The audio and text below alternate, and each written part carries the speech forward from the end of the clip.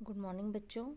आज मैं आपको आपकी पाठ्य पुस्तक भाग 3 से पाठ 10 पढ़ाने जा रही हूँ। पाठ का शीर्षक है कामचोर और इस पाठ की जो लेखिका हैं उनका नाम है इस्मत चुगताई। सबसे पहले हम लेखिका के जीवन परिचय में जानेंगे। इनका जन्म सन 15 अगस्त 1915 में हुआ था। इनकी मृत्यु 24 अक्टूबर सन 1991 में हुई थी। यह बदायूं उत्तर प्रदेश की रहने वाली थी और उन्हें हिंदी के साथ साथ उर्दू भाषा का भी संपूर्ण ज्ञान था।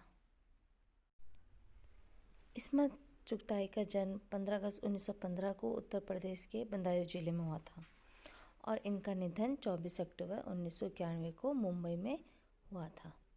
इनकी जो भाषा थी वो ठेठ मुहावरेदार गंगा जमनी भाषा थी और जैसे कि मैंने आपको पहले बताया है कि इनको उर्दू भाषा का भी संपूर्ण ज्ञान था। इनका भाषा प्रभाव अद्वितीय है। इनकी निर्भीक शैली का प्रयोग किया है। इन्होंने अपनी शैली रखी है लिखने में, वो कैसी शैली है? निर्भीक, मतलब साधारण और सरल। बच्चों, जो हमारे पाठ का शीर्षक है वह है कामचोर। तो कामचोर शब्द का अर्थ आप जानते ही होंगे कि किसी काम से जी चुराना। जो किसी काम को करते हुए अपना मन चुराता है, जिसका किसी काम में मन नहीं लगता है, उसे क्या बोलते हैं हम? कामचोर। तो ये कहानी ऐसे ही कुछ बच्चों की है जो हर एक चीज़ से क्या करते हैं? अपना जी चुराते हैं। बड़ी देर के वाद विवाद के बाद यह तय हुआ कि सचमुच नौकरों को निकाल दिया जाए। आखिर ये मोटे मोटे किस काम के हैं? हिलकर पानी नहीं पीते। इन्हें अपना काम खुद करने की आदत होनी चाहिए। कामचोर कहेंगे। हमारी जो ये शीर्षक है, इसके जो स्टार्टिंग की पंक्तियां हैं उसमें घर के जो बड़े हैं वह आपस में बात कर रहे हैं। वो कह रहे हैं कि जो हमारे घर के नौकर हैं उनको हमें क्या कर देना चाहिए? निकाल देना चाहिए। ये मोटे मोटे किस काम के हैं? मोटे मोटे का अर्थ है जो घर में बच्चे हैं उनके लिए कहा गया है कि जो हिलकर पानी नहीं पीते। हिलकर पानी पीने का अर्थ है एक जगह से दूसरी जगह जाना, और इन्हें क्या अपने काम की आदत खुद होनी चाहिए, जो ये करते नहीं है। तुम लोग कुछ नहीं करते, इतने सारे हो और सारा दिन उधम मचाने के सिवा कुछ नहीं करते, और सचमुच हमें ख्याल आया कि हम आखिर काम क्यों नहीं करते। हिलकर पानी पीने में अपना क्या खर्च होता है, इसलिए हमने तुरंत हिल हिलाकर पानी पीना शुरू किया। जो घर के बड़े हैं वो उनको कहते हैं कि तुम लोग घर में कुछ नहीं करते हो, पूरे दिन भर तुम क्या करते रहते हो? शोर मचाते रहते हो, उधम करते रहते हो।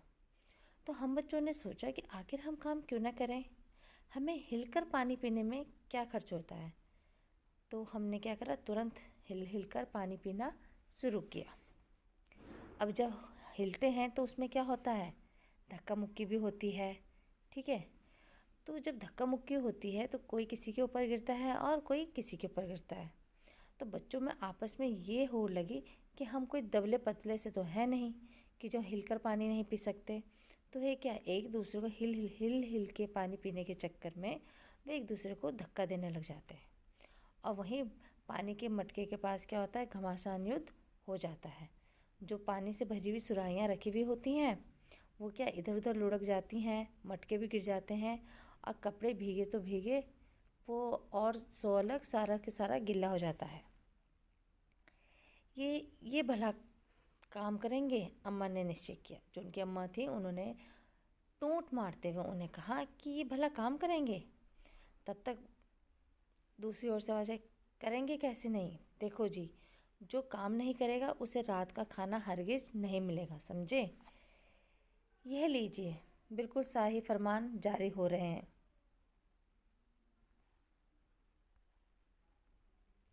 हम काम करने को तैयार हैं, काम बताया जाए। हमने दुहाई दी। बहुत से काम है जो तुम कर सकते हो। मिसाल के लिए यह दरी कितनी मैली हो रही है, आंगन में कितना कूड़ा पड़ा है, पेड़ों में पानी देना है, और भाई मुफ्त तो यह काम करवाए नहीं जाएंगे, तुम सबको तनख्वाह भी मिलेगी। जो अम्मा जी थी उन्होंने क्या कहा कि क्या कहते हैं, तुम्हें क्या फ्री में काम नहीं कराया जाएगा, तुम्हें इसकी क्या मिलेगी, तनख्वाह मिलेगी, और जो काम नहीं करेगा उसे रात का खाना नहीं मिलेगा। अब्बा मैंने कुछ काम बताया और दूसरे कामों का हवाला भी दिया। माली को तनख्वाह मिलती है अगर सब बच्चे मिलकर पानी डालें तो। ऊपर से अब्बा ने क्या कह दिया, अगर तुम गमलों में बगीचे में पानी डालोगे तो तुम्हें क्या मिलेगी, तनख्वाह मिलेगी। ए हे खुदा के लिए नहीं, घर में बाढ़ आ जाएगी, अम्मा ने याचना की। फिर भी तनख्वाह के सपने देखते हुए हम लोग काम पर तुल गए। अम्मा ने क्या करा, नहीं नहीं, आपको ऐसा नहीं कहना चाहिए, अब क्या होगा, ये तो पानी डालने के चक्कर में क्या कर देंगे, घर में बाढ़ ले आएंगे। कुछ बच्चे हैं वो फर्शी पर जुट गए, मतलब जो फर्श पे बिछी दरी थी उसको क्या साफ़ करने के लिए जुट गए, और चारों तरफ से चारों कोनों पकड़ के उसे क्या करना कर दिया, झटकना शुरू कर दिया, और लकड़ियाँ लेकर उसकी क्या पिटाई करनी शुरू कर दी। किसकी, जो फर्श में पड़ी दरी थी। सारा घर धूल से अट गया, मतलब सारे घर में क्या होगी, धूल ही धूल होगी। खांसते खांसते उस धूल से खांसते खांसते कई बेदम हो गए, मतलब उन्हें खांसने में बहुत ही दिक्कत होने लगी। सारी धूल जो दरी पर थी, फर्श पे थी, वो क्या हुई, सबके सिरों पे जम गई, नाकों में आँखों में धूल घुस गई, और सबका क्या हो गया, बुरा हाल हो गया। हम लोगों को तुरंत आंगन में निकाला गया, मतलब जो घर के बड़े बुजुर्ग थे उनको क्या किया गया, घर से आंगन में निकाला गया कि तो आप सब क्या आंगन में निकालो। और हमने क्या करा, हमने ये फैसला किया कि इनको क्या झाड़ू देने का फैसला किया कि ये क्या करेंगे, अब घर में झाड़ू मारेंगे। झाड़ू क्योंकि एक ही थी घर में, और तनख्वाह लेने वाले उम्मीदवार क्या थे, बहुत ज़्यादा थे। तो जैसे ही बोला गया कि झाड़ू मारेंगे तो सब के सब क्या हो, झाड़ू पे टूट पड़े। किसी के पास एक सीख आए, किसी के पास दो सीख आई, और क्या हुआ, देखते ही देखते वहाँ क्या हो गया, झाड़ू टूट गया। अम्मा ने सिर पीट लिया, भाई ये बुजुर्ग काम करने दें तो इंसान काम करें, जब जरा जरा सी बात पर टोकने लगे तो बस हो चुका काम। बच्चे क्या कह रहे थे, ये क्या, ये लोग हमें काम करने दें, बुजुर्ग लोग मतलब अब्बा अम्मी जो घर के बड़े हैं वो हमें काम करने तो हम करें, जैसे ही हम कोई काम करते हैं ये क्या करते हैं, हमें टोकना शुरू कर देते हैं। अब जब झाड़ू देने से पहले ज़रा सा पानी छिड़क लेना चाहिए, बस ख्याल आता ही तुरंत दरी पर पानी छिड़क दिया। एक तो वैसे ही धूल हुई थी, अब पानी पड़ते सारी धूल क्या हो गई, घर में कीचड़ ही कीचड़ बन गई। अब सब आंगन से निकल गए। तय हुआ कि पेड़ों को पानी दिया जाए।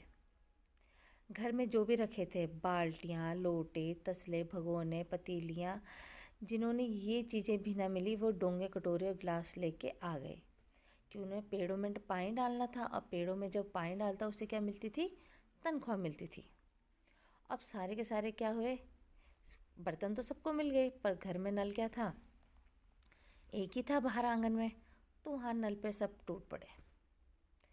किसी की क्या मजाल कि किसी का एक भी बर्तन पानी से पूरा भरा हो। ठुस्सम ठास, मतलब एक दूसरे को धक्का देना, एक किसी के सर पर बाल्टी, किसी के सर पर पतीला, कोई डोंगा, कोई लोटा, सब एक दूसरे के ऊपर लगने पे लगे थे। फिर कुहनियों और उसके बाद बर्तन। फ़ौरन बड़े भैया बहनों, मामों और दमदार मौसियों फुफुओं की कुमक भेजी गई। फौज मैदान में हथियार फेंक कर पीठ दिखा गई। जो घर के बड़े थे उनको क्या, उन बच्चों को साइड करने के लिए क्या किया गया, घर के बड़े लोगों को भेजा गया। पर उनकी इस तरह से हालत देखकर वो लोग क्या भी वहाँ से क्या वापस हो गए। इस धक्का मुक्की में कुछ बच्चे कीचड़ से बिल्कुल लथपथ हो गए, कीचड़ से क्या हो गए, भर गए। उनके कपड़े बदलाने के लिए भी नौकरों की क्या संख्या थी, कम थी। तो पास के बगल वाले बंगले से कुछ नौकरों को बुलाया गया और कहा, आपको 4 आना प्रति बच्चा के हिसाब से दिया जाएगा, आप इनको नहलाएं। हम लोग कायल हो गए कि सचमुच यह सफाई का काम अपने बस की बात नहीं, और ना पेड़ों की देखभाल हमसे हो सकती है। कम से कम मुर्गियाँ ही बंद कर दें। जब उन्होंने उन चीज़ों से अपने को हार मान ली, फिर उन्होंने क्या करा कि जो घर में मुर्गियाँ थी हम उसको क्या कर दें, बंद कर दें, उनके घरौंदे पे हम उनको भेज दें। बस शाम ही से बाँस छड़ी लेकर मुर्गियों को हम हाँकने लगे। चल दड़बे दड़बे, दड़बे का अर्थ होता है बेटा जहाँ वो मुर्गियाँ रहती हैं। मुर्गियों को किसी भी हमारे विरुद्ध भड़का रखा था। वह उटपटांग करके क्या लगी, कूदने लगी। फिर मुर्गियाँ के जो खीर के प्याले जो चांदी के बर्तनों में सजा रखे थे, वहाँ फड़फड़ाती हुई दौड़ती हुई वहाँ निकल गई। तूफान गुजरने के बाद पता चला कि प्याले खाली हैं और सारी खीर दीदी के कामदानी के दुपट्टे पर ताजे धूल से सिर पर लगी हुई है। एक बड़ा सा मुर्गा अम्मा के खुले हुए पायदान में कूद कूद कर कत्थे चूने के लुथड़े हुए पंजे लेकर नानी अम्मा की सफ़ेद दूध जैसी चादर पर छापे मारता हुआ निकल गया। तूफान का अर्थ है मतलब जो मुर्गियाँ ऐसे भाग रही थी तो उससे क्या पता ही नहीं चला वो कब खीर ख़त्म हो गई। और क्या कहते हैं, दीदी का दुपट्टा बहुत गंदा हो गया और जो पानदान का कूड़ा था वह क्या कूदते कूदते उस सफ़ेद चादर को क्या कर गया, रंग गया। फिर एक मुर्गी दाल के पतीले में छपाक मारकर भागी और सीधी जाकर मोरी में एक तेजी से फिसली की साड़ी कीचड़ मौसी जी के मुंह पर पड़ी, जो बैठी हुई हाथ मुंह धो रही थी। इधर सारी मुर्गियां बैनकेल का ऊंट बनी चारों तरफ दौड़ रही थी। मतलब जो मुर्गी थी एक वो दौड़ती हुई कहाँ गई, दाल पे गई, और जो मौसी जी की साड़ी थी उन पर क्या कीचड़ सा मार दिया। ठीक है। इधर मुर्गियाँ बैनकेल का ऊंट बनी, मतलब मुर्गियाँ क्या थी, बिल्कुल ऐसे बनी हुई थी कि जैसे बहुत लंबा और चौड़ा ऊंट क्या हो, चारों तरफ दौड़ रहा हो। एक भी दड़बे में जाने को राजी ना थी, एक भी क्या अपने घर में जाने को राजी ना थी। फिर तब तक पता नहीं किसी को क्या सूझी कि उन्होंने हाथों उन्हें जो भेड़ें थी उनको भी दाना खिला दिया जाए। वो ये सोचने लगे कि जो भेड़ें हैं उनको भी क्या दाना खिला दिया जाए। दिन भर भूखी भेड़ें दाने का सूप देखकर ऐसे झपटी कि जैसे भाग कर जाना कठिन हो गया हो। ठीक है। वो तख्तों पर चढ़ गई। भेड़ चाल मसूरे, जैसे आप जानते हैं ना, भेड़ चाल मसूरे, एक भेड़ तख्त पर चली तो सारी की सारी भेड़ें भी क्या हो गई, तख्त पर चढ़ गई। कोई पलंगों को फलांगती, कोई बर्तन लुढ़काती, सारे के सारे आंगन में सारी भेड़ें ऐसे दौड़ने लगी। तख्त पर दीदी का दुपट्टा फैला हुआ था, जिस पर चौखरी, चंपा और सलमा सितारे रखकर बड़ी दीदी मुगलानी बुआ को कुछ बता रही थी। भेड़ें बहुत निसंकोच सबको रोंती मेघनों का छिड़काव करती हुई दौड़ गई। ठीक है। मतलब वहाँ पे किसी को पता ही नहीं चला कि क्या कब ये भेड़ें आई और वहाँ पे सब कुछ तबाह करके चली गई। जब तूफान गुजर चुका तो ऐसा लगा जैसे जर्मनी की सेना टैंकों और बमबारों सहित उधर के छापा मारकर गुजर गई हों। जहाँ जहाँ से सूप गुजरा, भेड़ें शिकारी कुत्तों की तरह गन सूंघती हुई हमला करती गई। हज्जन माँ एक पलंग पर दुपट्टे के मुंह ढाके सो रही थी। उन पर से जो भेड़ें दौड़ी तो ना जाने वे सपने में किन महलों की सैर कर रही थी और दुपट्टे में उलझी हुई मारो मारो चीखने लगी। जो उनकी माँ थी वो क्या कहते हैं दुपट्टा ओढ़ के सो रही थी। तब तक भेड़ें वहाँ से ऐसे दौड़ी और वह क्या हुई, उन दुपट्टों में फंस गई भेड़ें। और वो ऐसे सोचने लगी कि जैसे क्या वो कहीं उलझी जा रही हैं, मरी जा रही हैं, तो कह रही हैं ओ मारो मारो चिल्ला रही हैं। भेड़ें सूप को भूलकर तरकारी वाली टोकरी की तरफ टूट पड़ी। वहाँ दालन में बैठी मटर की फलियाँ तोड़ तोड़ कर रसोइया को दे रही थी। वह अपनी तरकारी का बचाव करने के लिए सीना तान कर उठ गई। भेड़ों को, आपने कभी भेड़ों को मारा होगा तो अच्छी तरह देखा होगा कि बस ऐसा लगता है जैसे रुई के तकिए को कूट रहे हैं, क्योंकि वह क्या होती हैं, रुई से भरी हुई होती हैं, तो उनको क्या बिल्कुल भी चोट नहीं लगती। ये समझ कर कि आप उससे मजाक कर रहे हैं। अगर आप उनको मारोगे तो उनको क्या लगेगा कि आप उनके साथ क्या कर रहे हो, मजाक कर रहे हो मारने का। वह आप पर चढ़ बैठेंगी। जरा सी देर में भेड़ों ने तरकारी छिलकों समेत अपने पेट की कढ़ाई में झोंक दी। इधर ये पल्ले मची कि उधर दूसरे बच्चे भी लापरवाह नहीं थे। इतनी बड़ी फौज थी जिसे रात का खाना ना मिलने की धमकी मिल चुकी थी। वे 4 भैंसों का दूध दुहाने पर जुट गए। धुली बेधुली बाल्टी लेकर 8 हाथ 4 थनों पर पिल पड़े। भैंस एकदम जैसे चारों पैर जोड़कर उठी और बाल्टी को लात मारकर दूर जा खड़ी हुई। तय हुआ कि भैंस की अगाड़ी पिछाड़ी बांध दी जाए और फिर काबू में लाकर दूध दुहा लिया जाए। इसमें यह था कि बच्चों कुछ बच्चे तो जैसे मुर्गियों पे थे, कुछ बच्चे भेड़ों पे थे, तो कुछ 4, 5, 8, 10 बच्चे किस पे आ गए, गाय पे आ गए।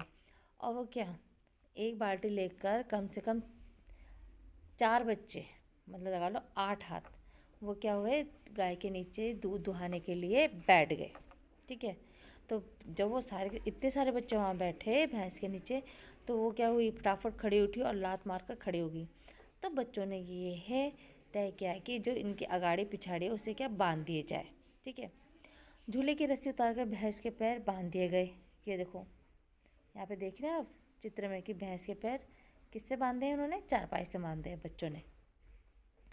और जब बांध दिए तो पिछले 2 पैर चाचा जी की चारपाई से बांध दिए गए और आगे के 2 पैर बांधने की कोशिश की जा रही थी। तब तक क्या हुई, भैंस चौंक गई। उन्होंने देखा कि भैंस चौकन्ना हो गई, तो छूटकर जो भागी तो पहले चाचा जी समझे कि शायद कोई सपना देख रहे हैं। फिर जब चारपाई पानी के ड्रम से टकराई और छलक कर गिरा तो समझे कि आंधी तूफान में फंसे हैं, साथ में भूचाल भी आया हुआ है। फिर जल्दी से उन्हें असली बात का पता चल गया और वह पलंग की दोनों पट्टियां पकड़े बच्चों को छोड़ देने वालों को बुरा भला सुनाने लगे। मतलब वो भैंस क्या हुई, चाचा जी की चारपाई को लेके क्या पूरे आंगन में दौड़ रही थी, जिससे कभी चाचा जी समझ रहे हैं, कभी भूकंप आ गया, कभी आंधी तूफान आ गया और क्या कभी क्या भूचाल सा आ गया। यहाँ बड़ा मज़ा आ रहा था। भैंस भागी जा रही थी और पीछे पीछे चारपाई और उस पर बैठे हुए थे चाचा जी। ओहो, एक भूल ही हो गई, यानी बछड़ा तो खोला ही नहीं। इसलिए तत्काल किसी ने क्या करा, भैंस का बछड़ा भी खोल दिया। तीर निशाने पर बैठा और बछड़े की ममता में व्याकुल होकर भैंस ने अपने खुरों को ब्रेक लगा दिए। बछड़ा तत्काल जुट गया, धोने वाले गिलास कटोरे लेकर लपके, क्योंकि बाल्टी तो छपाक से गोबर में जा गिरी थी। बछड़ा फिर बागी हो गया, कुछ दूध जमीन पर और कुछ कपड़ों पर गिरा। 2-4 धारे गिलास कटोरों पर भी पड़ गई, बाकी बछड़ा पी गया। ये सब कुछ मिनट के 3/4 में हो गया। घर में तूफान उठ खड़ा हुआ। ऐसा लगता था जैसे सारे घर में मुर्गियाँ, भेड़े, टूटे हुए तसले, बाल्टियाँ, लोटे, कटोरे और बच्चे थे। बच्चे बाहर किए, मुर्गियों बाग में हकाई, मातम सा मनाती तरकारी वाली के आंसू पहुँच गए और अम्मा आगरा जाने के लिए सामान बांधने लगी। जब बच्चों का ऐसा शैतानी उद्यम घर में हुआ तो सब क्या हो गए, अस्त व्यस्त हो गया घर में सब कुछ। और जो भी काम करने वाले लोग थे वो क्या हो गए, परेशान हो गए। और उनकी अम्मा जी तो क्या करने लगी, सामान बांधकर आगरा जाने की तैयारी करने लगी। या तो बच्चा राज कायम कर लो या मुझे ही रख लो, नहीं तो मैं चली मायके, अम्मा ने चुनौती दी। और अब्बा ने सबको कतार में खड़ा करके पूरी बटालियन का कोर्ट मार्शल कर दिया। अगर किसी बच्चे ने घर की किसी चीज़ को हाथ लगाया तो बस रात का खाना खाना बंद हो जाएगा। पहले उन्हें यह बोला गया था अगर किसी ने कोई काम नहीं किया तो क्या उनका खाना खाना बंद हो जाएगा। और अब्बा की तरफ से अब ये आदेश आया कि अगर किसी ने किसी भी चीज़ को हाथ लगाया घर की तो उनका खाना खाना बंद हो जाएगा। तो बच्चे आपस में बात करते हैं और कहते हैं ये लीजिए, इन्हें किसी करवट शांति नहीं है, मतलब इनको किसी भी तरह की शांति नहीं है। हम लोगों ने भी निश्चय कर लिया कि अब चाहे कुछ भी हो जाए हम हिलकर पानी कभी भी नहीं पिएंगे।